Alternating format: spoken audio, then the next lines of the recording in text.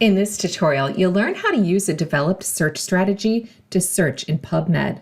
If you haven't yet developed a search strategy, please watch the Developing a Search Strategy in Health Sciences video first. From the library's homepage, click on the Databases tab. You can access library databases alphabetically, by subject, or by entering the name of the database you want to use in the search box. After searching PubMed on the database's search box, click on the link to get to the database. You are now at the PubMed homepage. You can copy and paste your search string into the search box. After searching, you'll find filters on the left-hand side. From here, you can limit the results by publication date, article type, and more.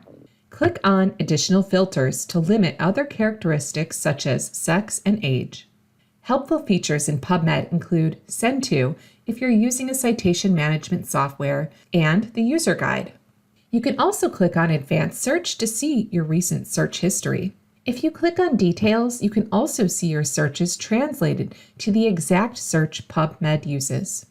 After searching, click on the title of the article to view more information, like the authors, title of the journal, and the abstract if it's available, which is a summary of the article.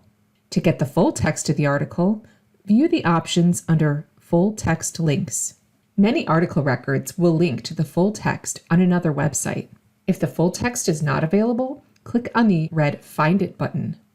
In many cases, we'll have the full text of the article in another library database or collection. However, if the full text of the article is not available in one of our collections, click on Sign In to log into your library account using your Z or AID and password and request it through Interlibrary Loan. You've learned how to access and run a search in PubMed. For additional help, use the Chat with the Librarian service on the library's homepage to connect with the librarian during our virtual reference hours, or visit us in person at the Research Help Desk.